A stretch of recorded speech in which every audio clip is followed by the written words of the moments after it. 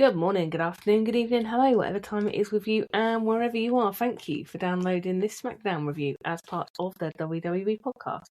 As always, it's an absolute pleasure to have you listening along. I am Amanda, your host of the SmackDown review. Before we get started with having a look back at SmackDown, let's just really quickly revisit the predictions I made for SummerSlam last week. So, night one, the Undisputed Championship, Punk versus Cody. I said Punk would retain, and he did, which is awesome. And we got the Randy return that I was hoping. He popped in, RKO'd, and he left. It was beautiful. Hell in a Cell, Brock versus Femi. I said this would be short and sweet, but it wasn't. It was a very decent match. We got a Femi win as predicted. And a real passing of the torch moment. Brock really did put Femi over strong. Women's World Championship, so this was Liv versus Io, and I was wrong with this. I said Io win, but we got a Liv retention. The whole storyline was significantly heated up, though, on the Raw after SummerSlam, which quickly seems to be becoming the new Raw after WrestleMania, to be honest, where we had a Stephanie Vaquer return and a Becky return right there into the title picture. And kudos to Becky, who seems to be coming back slightly more facey. She had the finest line of the year so far, in my opinion. You aren't even the greatest world champion to have slept with Dominic Mysterio, which makes for a very fun picture. Gunther versus Nick Aldis. Well, this was a Gunther win, but there seemed to be a lot of respect for Nick. The crowd were well into him, and he has been officially reinstated as SmackDown GM. So all in all, a decent result. Six-man tag match, which is the Usos and Jacob Fatu versus Solo, LA Knight, and Royce Keys. Pleased to have got this wrong. I said we'd get a win for the heels, but we actually got a win for Knight, Royce, and Solo. Followed up by an absolutely brutal as hell street fight on Raw, which ended up with Royce Keys on a kayfabe stretcher, bleeding. Six-woman tag match, Nikki Bella, Brie Bella and Paige versus Fatal Influence. I called this one right, even down to the Bella twins turning on Paige. And hopefully we get our wish now that Paige can be free. Looks like Brie picked up an unfortunate injury to her shoulder, so I'm not sure what impact that's going to have on the stories going forward. That was night one. Night two, starting with the World Heavyweight Championship, Roman versus Seth.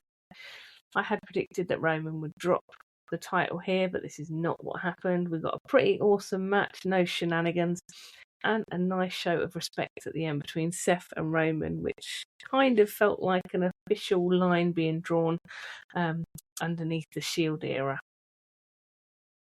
We then had the interim WWE Women's Championship ladder match. This was Tiffany Stratton, Charlotte Flair, Jade Cargill, Chelsea Green, and Lash Legend. Well, I called a Chelsea win, which I thought was a bit of a stretch, but we got it. This was a great match. Kudos to Lash particularly. I felt she did a brilliant job, and I am deliriously happy to not see Jade win, of course. We did get her B-card army come out and try and interfere, but to no avail. Chelsea in I'm going to die on this hill in the spot of the night, literally rose from the dead halfway up the ladder, climbed the rest of the way, and took the interim title, which was absolutely awesome.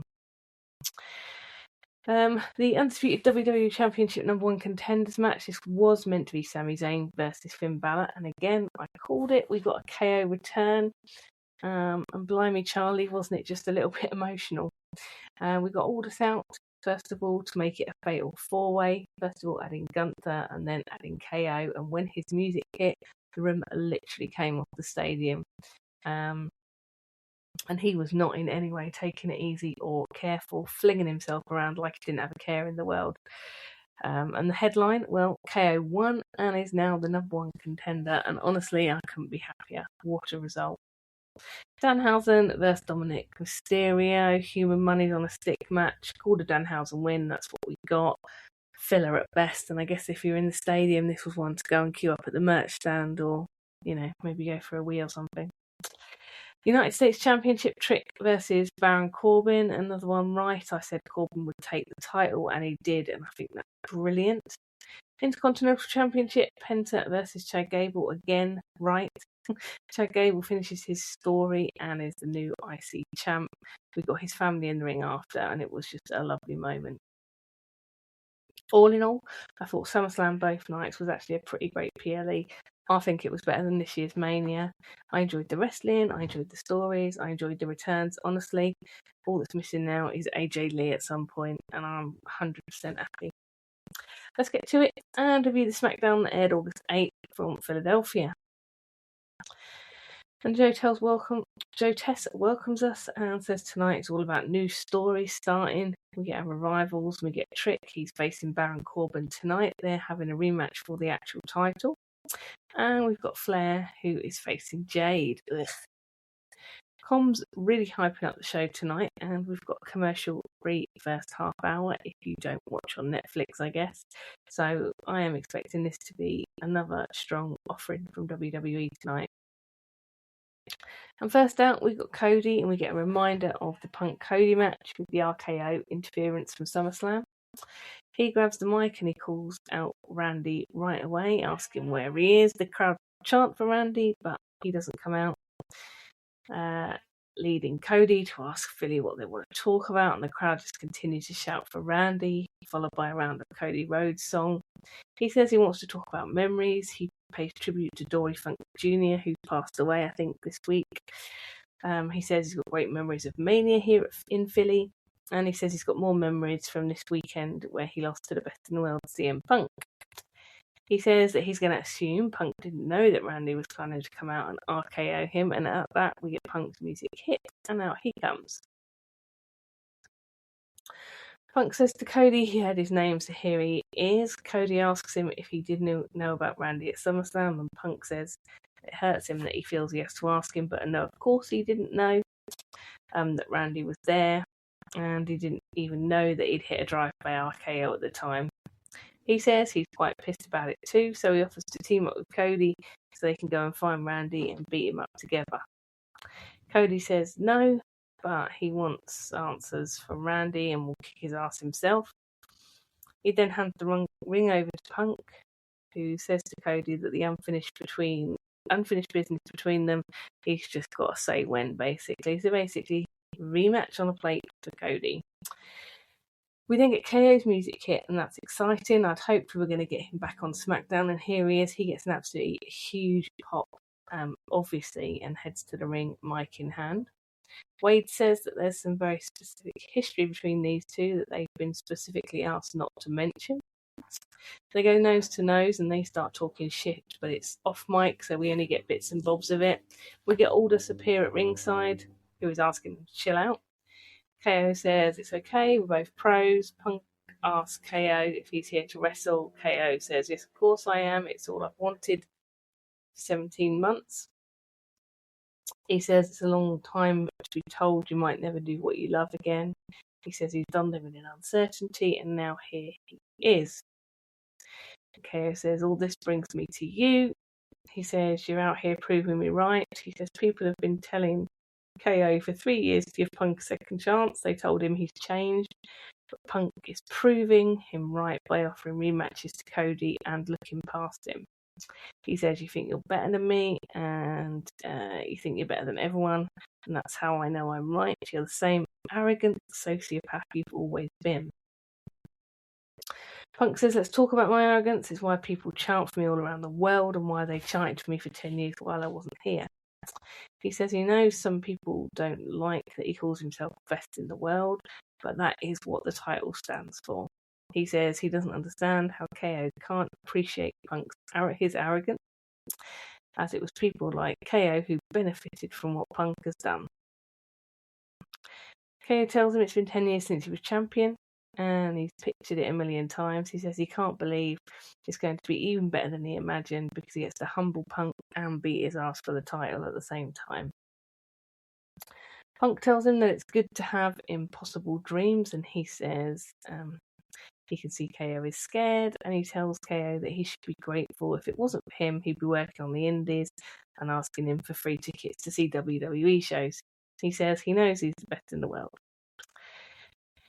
KO then says that he should be thankful for the doors Punk has kicked down, but he says he's also grateful for Punk for showing him what not to do and how not to treat people. He says, "You must be so lonely on that pedestal you're on." He thanks him and says he won't let the business turn him into a miserable piece of shit like him. And we finally get some pushing and shoving, but everyone quickly piles in the ring and keeps them apart. Well, that was quite some opening. Comms referencing the real life beef between Punk and KO, which for anyone who doesn't know dates back to their time together at Ring of Honor, and the apparently very genuine bad blood that has been between them since then. This match is going to be an absolute worldie, no doubt. I wonder when it will be. I actually don't know what the next PLE is. I think it might be Survivor Series. Anyway, that will be a good one. I would love to see KO take the title. You bet your house I'd love that. Willie, who knows? And where does Randy fit in? And then there's the fact that Cody wants a rematch, which Punk was very quick to grant here in this segment. The title picture on SmackDown just got about 1 million times more interesting. Not forgetting there's also Finn, Sami and Gunther, who are also on the main event fringes. And things are looking pretty rosy in the SmackDown Garden. A great opening segment. So good to have Owens back. You really do forget quickly how good people are when they've been away. Backstage now, and Kathy has Flair. She asks her, what is it about Jade that gets under your skin? Flair says they've been fighting for years, and tonight she's going to kick her ass for bliss. She says, 2 alphas, 1 ring. If you're half the woman you think you are, you'll come alone. And I think this is going to be a good match. Of course, Jade isn't going to come alone. I do fully expect Flair to take care of Jade and the B-Card army and hopefully relegate them all back to NXT. We then go to Trick, who speaks directly to camera, telling Corbin that tonight he's going to get his title back. He says he sees him with the title on podcasts and stuff, but the only reason he won was because he cheated. Well, that's a bit rich for me, coming from the guy who can't do anything without Little Yachty and his bejazzled kendo stick. That match is coming up now, and as always, Trick's theme song gets the crowd going, and he is without Little Yachty, at least to the start of this one, but I'm really hoping that Corbin retains here. Corbin is looking good, starting off really strong, getting a ton of heat from the crowd, and Corbin aiming to win ugly here. Trick absolutely getting his ass handed to him, and just about as Trick looks about to rally, Corbin plays possum, grabbing the rope to break Trick's pin. Trick gets it again in the face with the title, leading to Corbin retaining, and I have to say I don't mind at all. He's being sold as a salty veteran, and I have to say I'm loving that. Now let's hope he gets rid of that ridiculous white fur trim, which is currently shockingly on the US title. We go backstage to Nick, who's approached by Sami, who congratulates him on what he did at SummerSlam. He then goes off on one again, telling Nick off for screwing him by adding KO and Gunther to the #1 contenders match. At that, KO shows up, Nick leaves them to it. KO, before he goes though, says that he wants a title match in Toronto on August 21st. Sami welcomes KO back, and KO says that Sami doesn't sound very sincere to him. He says he is happy, but he needs him to acknowledge that his return screwed him and messed things up for him. Sami says you need to say sorry. KO says, you would have done the exact same thing in my position, not our. KO says before he left, it was him who beat Sami, who was in the #1 contender match, so really that's kind of all's fair in love and war type thing. Sami says that he would much rather see KO with the title than Punk and offers to help. KO says he's got it, and Sami goes for one, but then says, don't expect me to stop chasing what I want, even if it's with you. So this was an interesting interaction between Sami and KO. It's good that they aren't just going back to being BFFs, and there is clearly some beef, but we aren't at Warp Factor beef. We're at mild grudge at the moment, which gives us loads of space to expand should KO win the title, or even not win the title, but get any more opportunities that Sami doesn't deem that he's worthy for. So this is a really interesting angle, I think. Next up, we got Corbin backstage with Kathy, who asks him about upsets with Trick. Corbin takes exception to this and says that he isn't the underdog.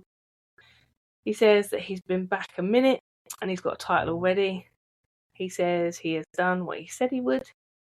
He says there's not a man in the locker room who can challenge him, and at that, he is jumped by Mello, who tells him next week it's them for a title in Mello's hometown. Now that's interesting. I am really glad to see Mello getting himself back into the picture of this title.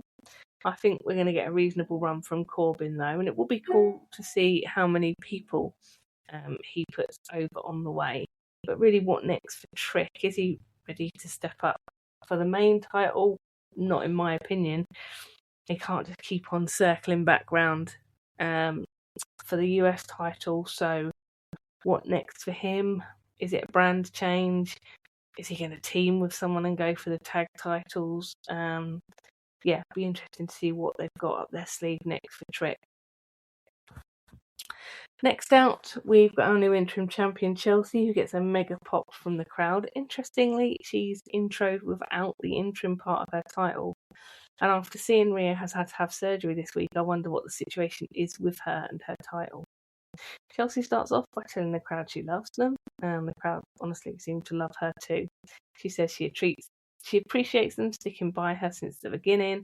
And she says that she's a huge part of how she's champion. She also thanks herself, saying she's the reason we're all here. And she thanks Tiffany, who comes out to join her. Chelsea apologises for what happened at SummerSlam and says she knows their friendship is stronger than that and she wants them to make a toast. Before we can get to that, though, we get out Fatal Attraction. JC says that's enough of this cringy soap opera, but she blames Tiffy for ruining her chances to become champion. Laney says that instead of all of Fatal Influence holding gold, they have the self-proclaimed hot mess that is Chelsea Green representing SmackDown, which is embarrassing. Chelsea says that's rude and asks them if they can put a pin in it, as she wanted to celebrate. JC tells her that they aren't out there to ruin her moment. She says to Tiffy she took her chance. Now she's got no choice but to try and take her title. Tiffy says she will give JC a title shot next week if Fatal Influence give Tiffy and Chelsea a title match right now.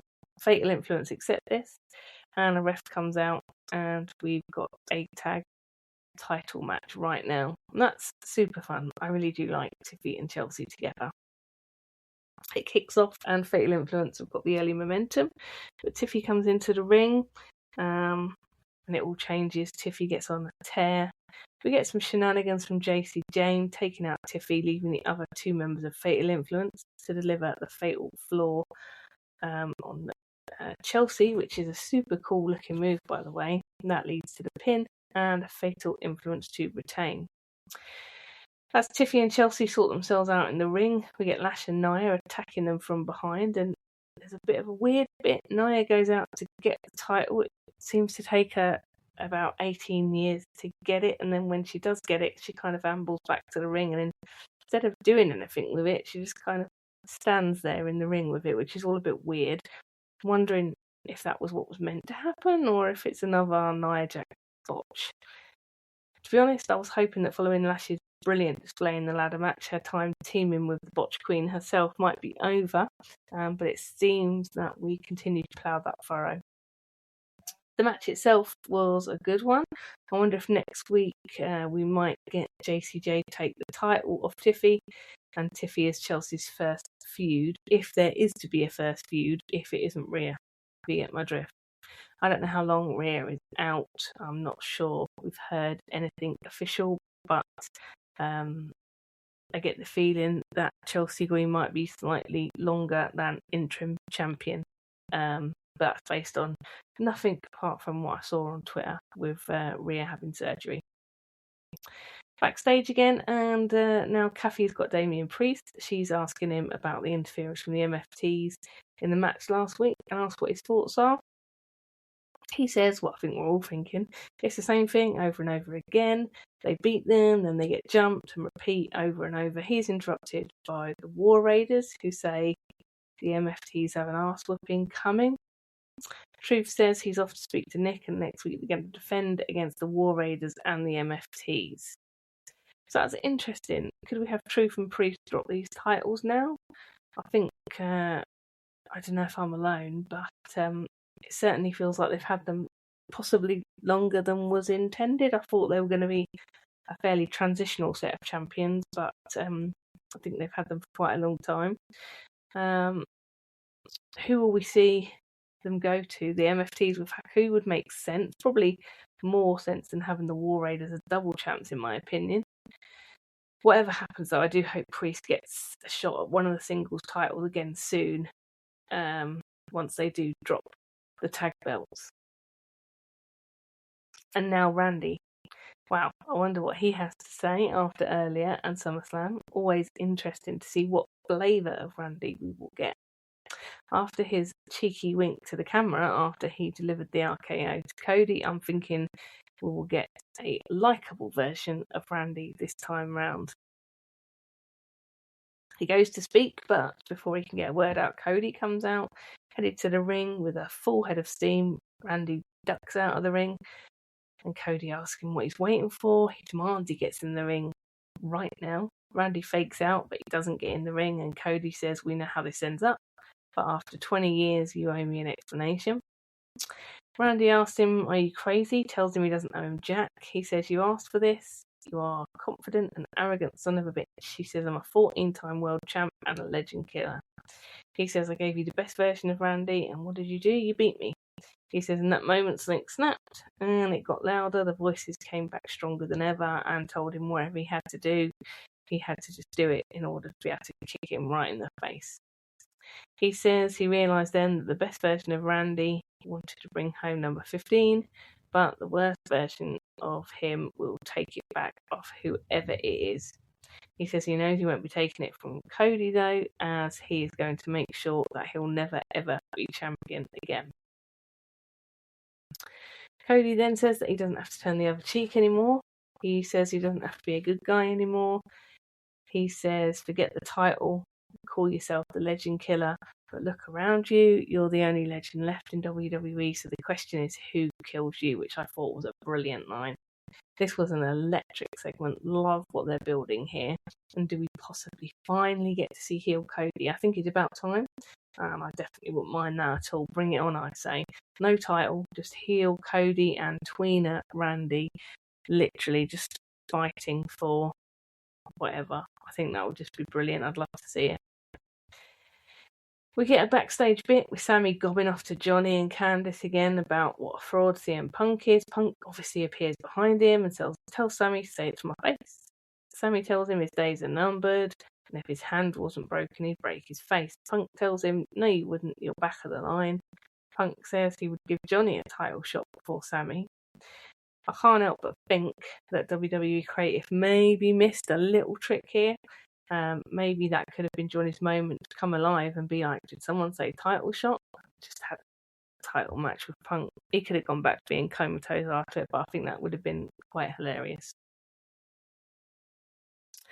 Anyway, back we go now to Kathy, and she is with Jade and their B-Card Army. She goes to ask if they will keep out of the match tonight, but B-Card Army interrupt and tell her that week after week they put their foot down Flair's throat, and I'm not sure that is the case. Jade heads out for her match with Flair. It looks at the beginning like the B-Card Army will be in tow. We get a promo from Nikki Bella, who tells Paige she will make whatever career she has left a misery. She says she wants Paige to feel the same pain that Brie is feeling, even though it was JCJ that injured Brie, not Paige. Anyway, it looks like that will be Paige's first singles feud, and I still don't like the Bella twins, and I wish they would go away. We get a promo from Shinsuke on the Tongans and the MFTs. He tells them they need to remember who he is, and to be honest, I'd forgotten he was even still here. He says he is coming back, and this time he isn't alone. I wonder who will be with him, or is it a split personality type deal? Anyway, I guess we're going to see. And let's see. Again, it's a bit like Randy, isn't it? Let's see what iteration of Shinsuke Nakamura we get when he does make his return. Next out, we've got our main event, Flair versus Jade. And it seems that Jade has left the B-Card Army in the back for now. Let's see how long that lasts. I'm pretty sure it won't be the whole match. Wade calls these two icons of the women's division. Now, yes, Flair, no doubt, an absolute legend, future Hall of Famer, without a doubt. Jade, Wade, absolutely not. I'm not having any of that at all. Nowhere near an icon, nowhere near a legend. No. This one kicks off, and we've got things pretty even, with Flair getting the upper hand eventually, and then we end up with Flair attempted to be put through the announce desk off of Jade's shoulders. We get a couple of close pins to Jade, but Flair comes back again. To be fair, Jade actually pulls off some pretty impressive moves in this one. She might be improving, and without the B-Card Army, I don't mind the match so far. But as Flair has the figure 8 locked in, of course, the B-Card Army have to come out to rescue their Queen Jade. But with that, we get Bliss's music hit, and she's back. She's got Lily, and she also brings with her Tatum Paxley, who absolutely flies from the roof, from the top of the ring post, and takes out the B-Card Army. Flair hits Sister Abigail on Jade, who somehow almost manages to fuck it up. But Flair pulls it off, hitting Natural Selection, getting the win. And I absolutely loved that. Bliss is back, looking awesome. She's got her arm in a cast. Still not quite sure if that's a work or a legitimate injury. We know that Bliss has got hypermobility, so actually having her arm bent in that direction maybe wouldn't have hurt her anyway, but you never know, do you? If we're going to get Tatum Paxley, Bliss, Flair alliance, and I am so here for that, and hopefully they can finally be the ones that see off Jade and her B-Card Army once and for all. It was a good match, and I loved the ending and the big reveal. I just found that really, really exciting. All in all, what a great show. Game definitely up this week with a brilliant Raw, followed by a brilliant SmackDown, and we are currently cooking. I'm genuinely excited for the first time in a long time for both elements of WWE programming, both SmackDown and Raw. Things are pretty positive. There's lots of exciting things that seem to be in the works, and the show opened up tonight by saying that this is the starting of new stories, which in itself is very exciting, and I feel like they definitely delivered on it. So yeah, this week I think we will give WWE their flowers. Pretty much 10 out of 10. No notes from me. Really good. So that just about does it for this week's show. Thank you for having me in your ears once again, and remember, until next time, to be kind. Thanks for listening to the WWE Podcast. Don't forget to subscribe on your favorite podcast app so you don't miss a show, or head to WWEpodcast.com. And for all of these shows ad-free, head over to patreon.com/WWE Podcast. Until then, we'll see you next time.